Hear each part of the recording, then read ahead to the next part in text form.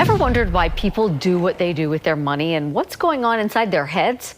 Here's a story about someone who tries to answer that question by actually looking inside the brain. Photojournalist Peter Rosen has tonight's Insight Report. Because you're working with census data. Jeannie Westgard wants to finish her PhD. How long have you been working on the PhD? It's really hard to admit, but it's 15 years. It says export for you. Even though she says it no longer makes economic sense. You want to finish it because you put so much into it? Oh, yeah. Oh, yeah. Because that cost, the money, the time, the effort. Lost opportunities, jobs that I could have had. All that is stuck in her head. You know the sunk cost fallacy. Is this rational or not? And Professor Peter Bosarts says he knows exactly where in her head it's stuck. Do you actually see an area of the brain lighting up? Absolutely. Because he studies how we make financial decisions, how we deal with risk and uncertainty by actually peering inside the brain with MRIs and other tests. And the very same thing that happened to Westgard, what people call the sunk cost fallacy, happens to a trader who has a hard time selling a losing stock and cutting his losses. It happened to Bosarts' test subjects who traded imaginary stocks while inside MRI scanners. The price of that losing investment is stuck here, he says, in the striatum, in the primitive brain. That signal, that price signal, is so strong in their brain, and that's what we showed, right, that it basically overrules their rational thinking. Evolution, he says, taught humans how to deal with dangers out in the wild. But financial risk is a different animal. The big question is, how unadapted is the human brain to financial risks?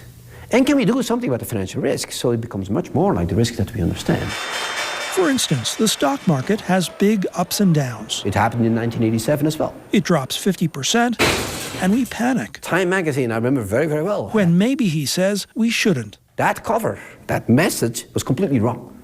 Not now, we actually don't even talk about 1987 anymore because it was clearly a fluke. Your brain reacts to those exciting events because usually that means that something has changed. And as a result, we may overreact. The more volatility, the worse people do. Says financial planner Ray Levitri. The average investor will buy when they feel good and sell when they feel bad. If this is really true, then we have to be very, very careful about asking people to take charge of their finances and trade in markets, directly or indirectly.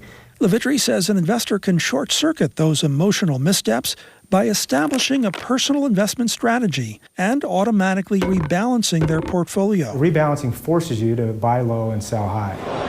At the same time, Bosarts says, the emotions we fear might get in the way of sound financial judgment might actually help.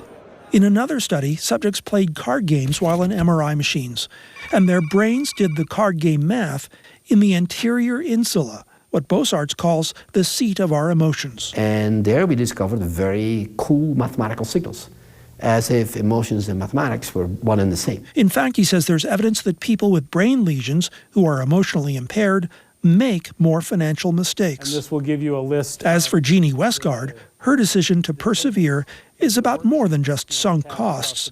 It's about her academic identity, about being a role model for her son, and about honoring her late mother. She was my greatest supporter. She says she knows full well her decision doesn't make economic sense, that it comes not just from the brain, but from the heart as well.